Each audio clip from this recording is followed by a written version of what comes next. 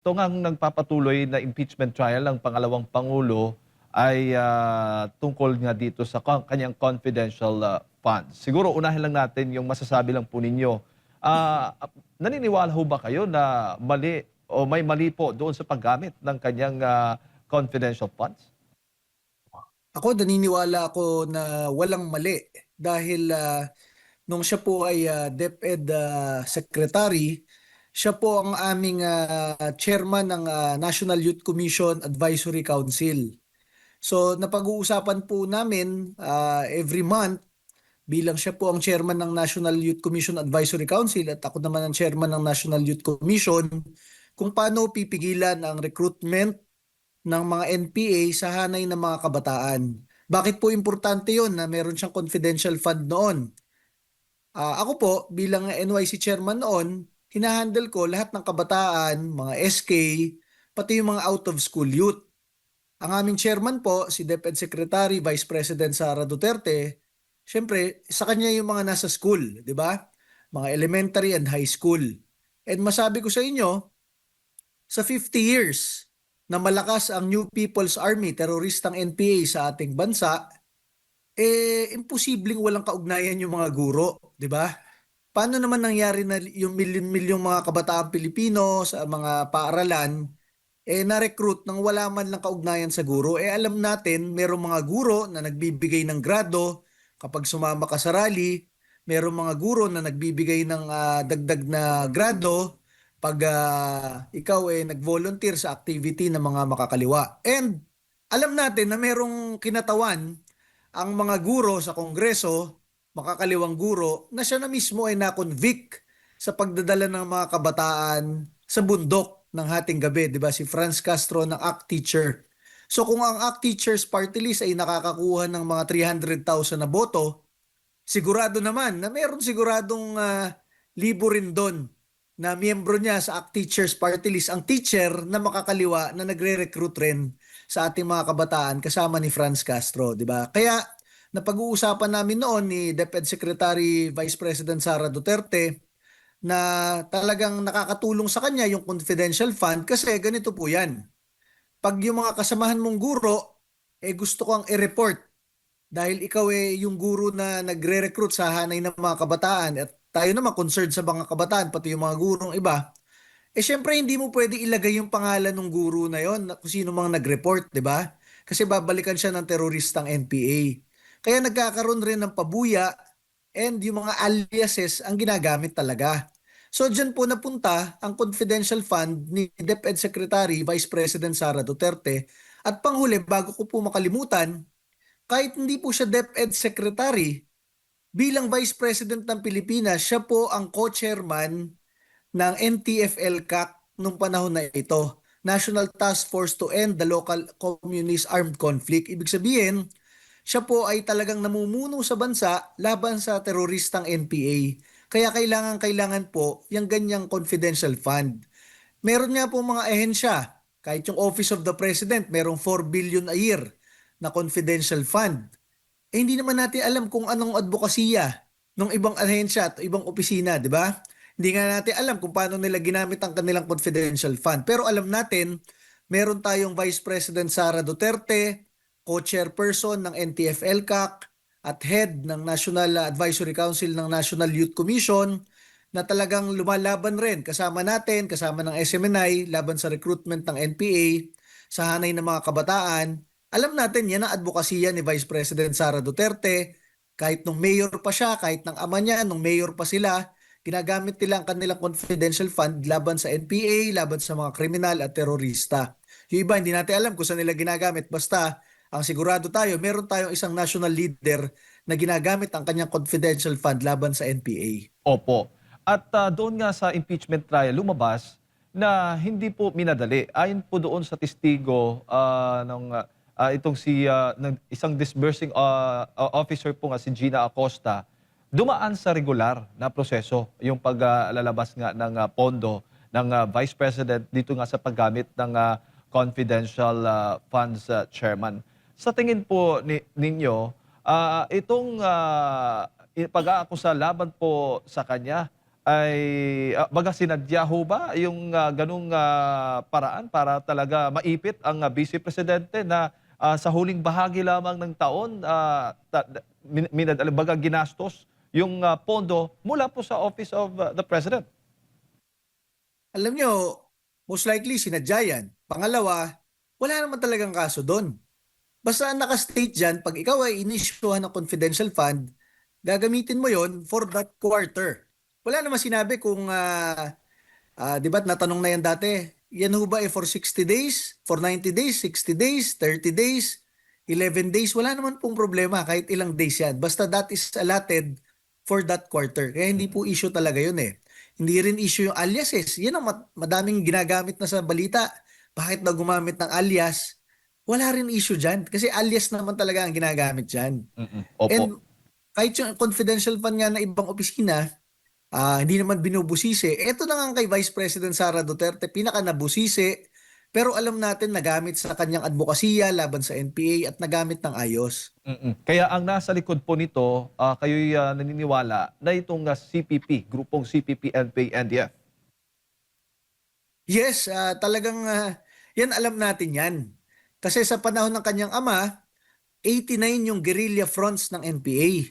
Biglang pag-alis nila ng kanyang ama, pipito na lang. Isipin nyo, sino nakagawa nun?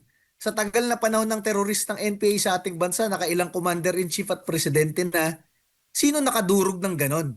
'Di ba? Wala nang balangay, wala nang pulutong, wala nang talupad. Talagang squad-squad na lang ang NPA. And dahil sa ganyang paghihina ng NPA during the Duterte administration, ang gagawin na lang dapat ngayon, pag-upo ng ngayong administrasyong ito at si Vice President Sara Duterte, co-chairman ng NTF-ELCAC, ang gagawin na lang, pipigilan mo na lang yung recruitment sa hanay ng kabataan kasi nagre-replenish na lang ng ranks ang teroristang NPA. Kaya ngayon ang ginawa ni Vice President Sara Duterte bilang DepEd Secretary, humahawak sa mga guro at paaralan ng bansa at bilang co-chairman ng NTF-ELCAC. Ngayon, ini-issue pa siya. Buti nga siya may advokasya eh. Buti nga siya may initiative bilang national leader, pigilan itong teroristang NPA. Yung iba wala namang initiative, walang advokasya, walang pakialam kung nagre-recruit ang mga terorist ng NPA sa Kongreso at sa mga paaralan. 'Di ba? Buti nga nagkaroon tayo ng Vice President Sara Duterte na ganyan ng initiative. Opo. May kaugnayan na ba o may ugnayan na bang nangyayari pag-uusap ang grupong makakaliwang grupo dito sa Presidente Bongbong Marcos Jr. at ito yung mga bahagi lamang ng kanilang mga plano laban sa Vice Presidente, Chairman? Yan, hindi natin alam kasi hindi natin nakikita ang kanilang mga pag-uusap.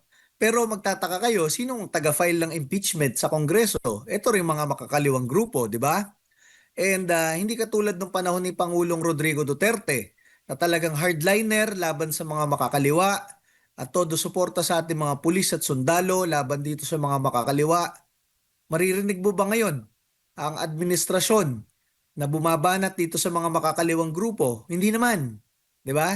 Dati ang Pangulong Rodrigo Duterte sa kanyang mga weekly talks na meron siyang press con, talagang minumura niya itong mga makakaliwang grupo dahil alam naman ng lahat sila ang nagre-recruit sa ating mga anak, apo at kabataan Pilipino papunta sa teroristang NPA. Ngayon, may narinig na ba tayong ganon? Wala tayong marinig na ganon.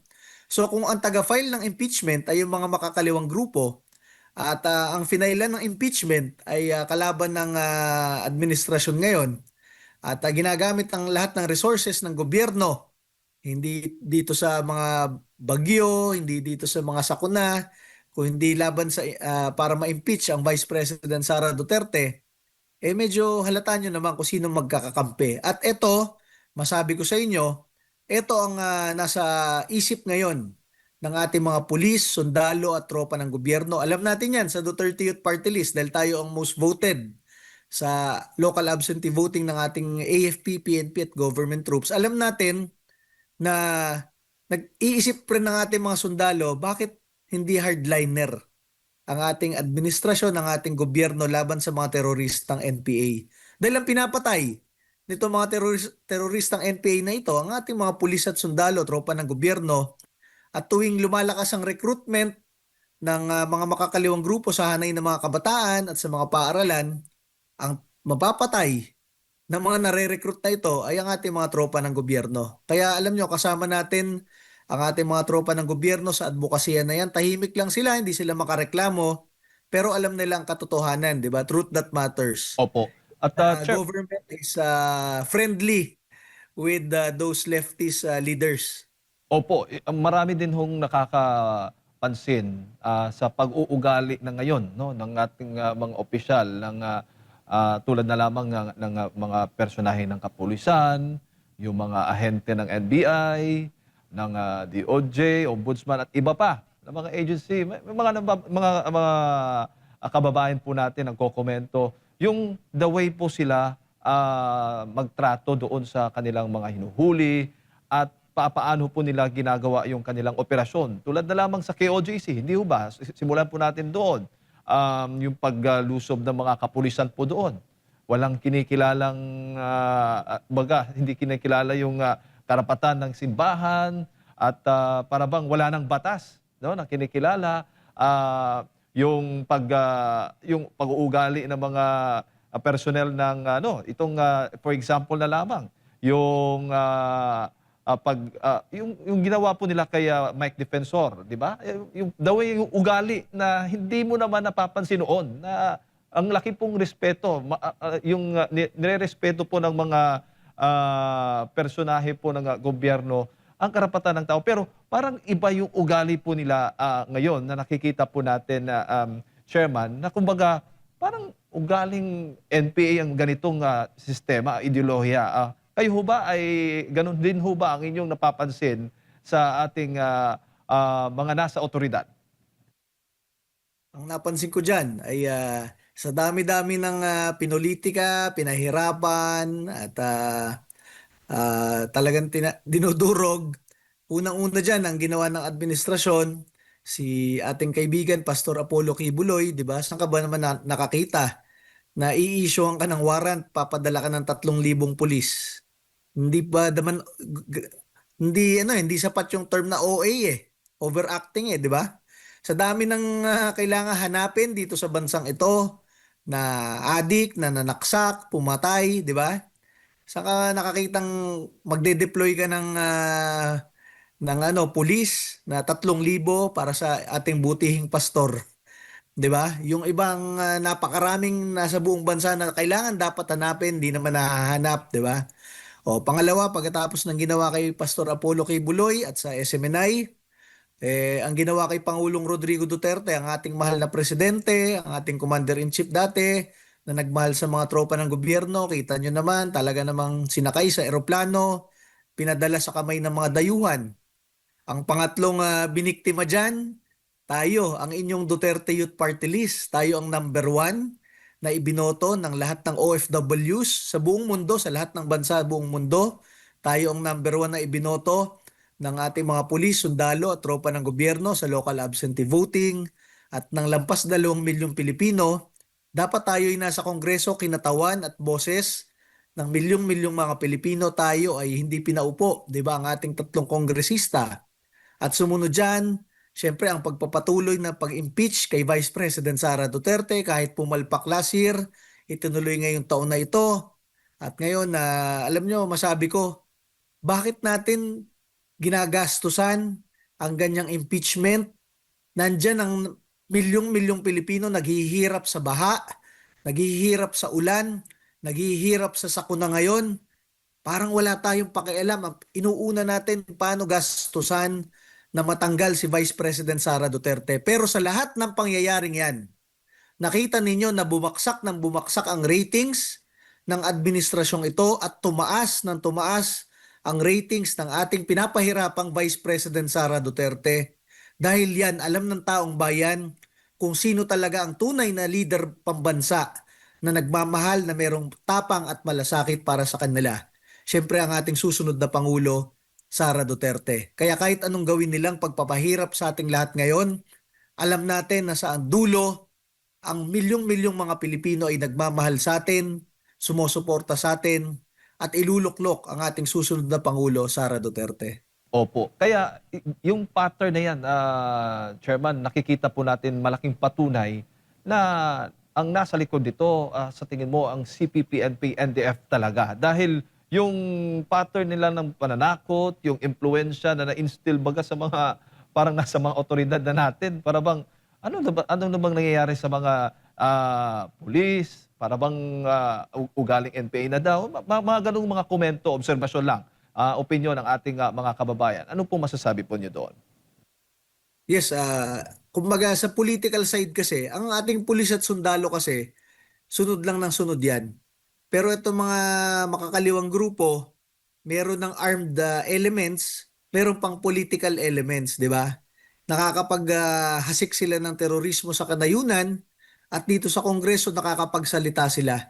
Kaya talagang namomonopolize nila yung direction.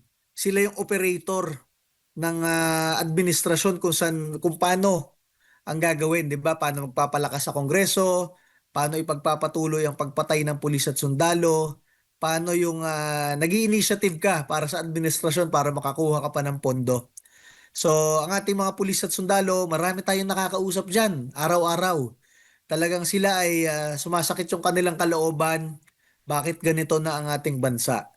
At alam natin, kita naman natin sa boto nila last year na kahit tayo ang nag-file ng impeachment laban sa Pangulo, tayo pa rin ang number one na ibinoto nilang party list sa buong Pilipinas. Ibig sabihin, kahit na ganyan ang ating mga pulis at sundalo, alam nila ang katotohanan, alam nila kung sino susuportahan at nag-aantay lamang sila ng panahon dahil kailangan sumunod sa duly constituted authorities. Pero ang kanilang puso, alam natin na kay Pangulong Rodrigo Duterte, na kay Vice President Sara Duterte, at nasa ating mga kaalyado sa gobyerno, nasa Duterte Youth Party List at syempre supportive sa SMNI channel po natin. Opo, opo. Chairman, bago ko lang ipasa kay partner Admar, marami din sa mga nagtatanong nating mga kababayan dito, sa tingin ho ninyo, ang teroristang grupong CPP, NP, NDF ay unti-unti nang namamahala sa ating bansa ngayon. Baga, kontrolado na ba nila itong ating pamahalaan sa ngayon? Kumbaga, sabi pa nga dito sa mga komento, para daw na-hostage na ba ang ating pamahalaan na hindi makagalaw at hinahayaan na lamang na mag-bend the law, mag-break the law ang ilan nga sa mga ahensya, ang mga opisyal ng gobyerno? Alam nyo, yan ang direksyon ng kanilang impluensya. Dahil masabi ko sa inyo, for 50 years, ganyan ang kanilang ginagawa. Maimpluwensya sila sa mga kanayunan, di ba? Tinatakot nila yung mga negosyante, kung hindi susunugin ang inyong cell site, ang inyong truck, ang inyong negosyo. Ganun na rin sila sa Kongreso.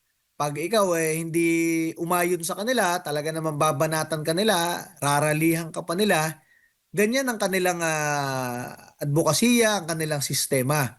Pero pag upo ng Pangulong Rodrigo Duterte, nakakita sila ng strongman na hardliner na lumalaban sa kanila at inutusan ni Pangulong Duterte ang NTF-ELCAC, tinayo niya ang NTF-ELCAC at inutusan niya ang AFP at PNP durugin ang teroristang NPA. Kaya nga po, pag upo ni Pangulong Duterte, 6 ang kinatawan ng mga makakaliwa sa Kongreso. Pag midterm ni Pangulong Duterte, naging 3 na lamang. Dapat nga ngayong 2025, isa o dadalawa na lamang yan. Actually, dalawa na lamang yan eh. Kaya lang nung tinanggal nila yung hardliner laban sa mga makakaliwang grupo sa Kongreso, tayo, Duterte Youth Party List, nawala na tayo, hindi tayo makadebate sa kanila, nawalan tayo ng opisina, nawalan tayo ng mga tauhan sa Kongreso, nakuha pa nila yung isang seat natin, nakaupo pa yung Gabriela. 'Di ba? Alam niyo, masabi ko sa inyo, kung tunay silang advocate para sa mga kabataan at kababaihan, bakit last year merong ginahasa na member ng Kabataan Party List na kababaihan dyan sa may UP Diliman? Humihingi ng tulong yung member ng Kabataan Party List dahil ginahasa siya 3 beses ng kanilang mga kagrupo sa Kabataan Party List. 3 beses ginahasa ha. Hindi man lang nagsalita yung kinatawan ng Kabataan Party List para ipagtanggol siya. Hindi man lang nagsalita si Sara Elago na kinatawan ng Gabriela para sa kababaihan na dati rin kinatawan ng kabataan, nanahimik sila. Kahit yung sa ACT teacher na kayo ay kinatawan ng mga guro at ito naman ay scholar ng bayan sa UP Diliman, hindi rin nagsalita. So saan kayo nakakita na mismong miyembro nyo ginahasa ng mga kapwa nyo miyembro 3 beses, kababaihan, kabataan siya at scholar ng bayan, hindi kayo nagsalita. So ibig sabihin, pinipili nyo lang kung sinong ipagtatanggol ninyo. And kung ganyan ang kanilang sistema, paano pa natin maaasahan na ang kanilang mga ginagawa sa Kongreso ay tunay na ang tawag ay makabayan, di ba? Ito ay sumusuporta lamang sa mga teroristang NPA at sa recruitment nila sa mga kabataan papunta sa hanay ng mga makakaliwa.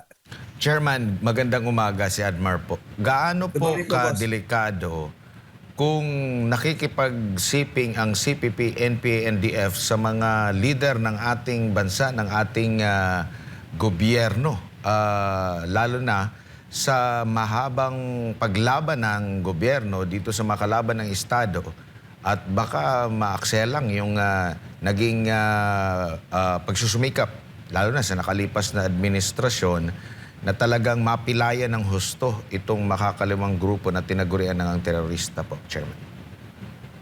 Delikado yan. Dahil alam nyo, kung ikaw pulis o sundalo o tropa ng gobyerno, dati malakas ang loob mo at talagang high moral ka. Ang tawag dyan sa military o sa pulis, high moral.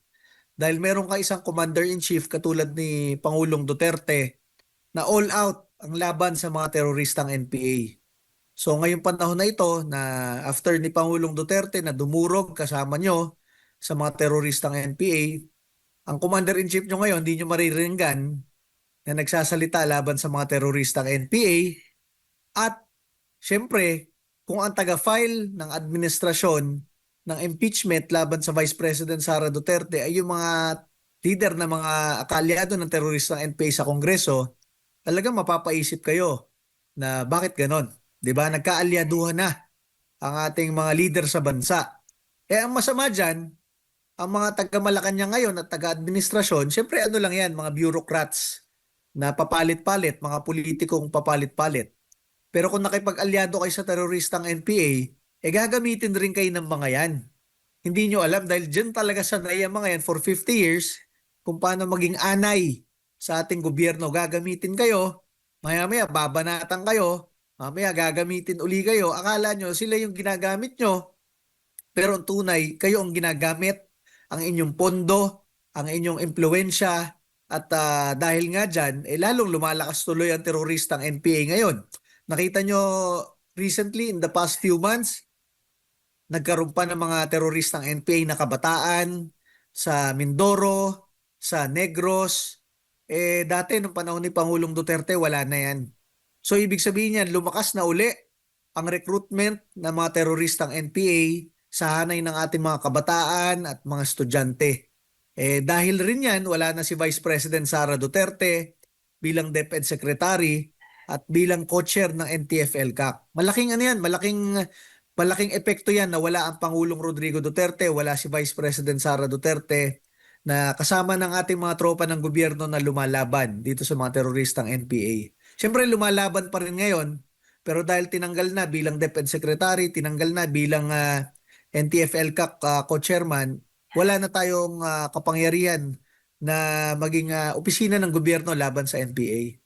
Opo, siguro panghuli na lang mula sa akin, ano naman po yung magiging role, lalo na po ng taong bayan dito sa mga nakikita nila sa gobyerno na baka hindi lang nila alam, na baka alam niyo na, minamani obra ng hindi nalalaman ng nakararami, lalo na ng mga nasa otoridad, mga military, nasa pambansang pulisya, iba pang mga uniform personnel, na unti-unti nang ginagapang sila sa mga propaganda at mga pagnanais nitong makakaliwang grupo po para makuha yung kanilang interest, Chairman. Ang masabi natin dyan sa ating mga kababayang Pilipino, siyempre bilang naging boses ninyo at kinatawan at chairman ng Duterte Youth Party List, binoto ng milyong-milyong Pilipino, dapat lahat tayo ay maging boses rin. Kayo ating mga kababayang Pilipino, mga OFWs, mga Pilipino dito sa ating bansa, dapat tayo ay pagsalita at meron na rin namang social media ngayon tayo ay magmasid at magsalita. Dahil kung kinikitil yung boses ng inyong mga kinatawan, katulad ng Duterte Youth Party List, dapat kayo mismo ay magsalita kasama natin sa inyong mga naoobserbahan sa ating bansa. Unang-una, kita na naman ninyo ang mga naging scam, flood control scam, at iba't iba pang scam sa ating gobyerno, modus operandi, na talaga namang kinuha ang trilyong budget ng mga Pilipino. 'Di ba? At tayo'y naghihirap ngayon sa baha at sa kahirapan at sa mga kakulangan sa mga serbisyo ng gobyerno. Dapat kayo magsalita dyan. 'Di ba? Tinanggal tayo sa Kongreso para hindi natin masabi yon sa Kongreso. Pero dapat sabay-sabay nating sabihin yan. At nandyan naman ang social media at nandyan ang SMNI, di ba? Pangalawa, ang masabi natin dyan, ang ating mga tropa ng gobyerno, talagang kakampi natin yan. Karamihan dyan. At kailangan lang nila ng suporta rin sa atin dahil hindi sila makapagsalita. Dinaan nga nila sa boto kung sinong susuportahan nila ang number 1 sa kanila, Duterte Youth Party List. Pero dahil wala tayo sa Kongreso, hindi natin makonvey sa halls of Congress ang mga mensahe ninyo at mensahe ng ating mga tropa ng gobyerno. So ang kailangan po dyan, in the next 14 months na lang po filing na. 21 months na lang po eleksyon na sa ating bansa. So kailangan natin magkasama-sama, magkatulungan na isangguni, i-convey ang ating mga hinaing dito sa ating bansa at hindi ito makalimutan. Baka ang gusto ng administrasyon, makalimutan natin ang flood control, makalimutan natin ang mga kurakot, makalimutan natin na naging kaalyado nila, ang mga makakaliwang leader natin sa Kongreso, at makalimutan natin lahat ang mga ginawang panggigipit kay Pastor Kibuloy, kay Pangulong Duterte, sa Duterte Youth at sa ating mga kaalyado. Hindi po natin makakalimutan yan. Kasi ang problema sa ating ibang leader sa bansa, nag-aaral sila sa ibang bansa, hindi nila alam na ang pinapanood ng mga Pilipino maghapon hanggang gabi ay kung paano pinapahirapan ng bida at sa dulo yung pinahirapang mga bida na yon. Yun ang nagtatagumpay. Ginawa nilang true to life, di ba? So asahan ninyo na lalong lumalakas ang suporta ng sambayan ng Pilipino sa atin, sa Duterte Youth Party List, sa ating susunod na Pangulo, Sara Duterte, at sa pamilya Duterte at mga kaalyado natin sa Team Duterte ngayong 2028. At tayo po ay magtulungan para sa pag-upo ng ating susunod na Pangulo, Sara Duterte. Mabago natin ang ating bansa, matanggal natin lahat ng mga naging mga pangyayaring kadiliman.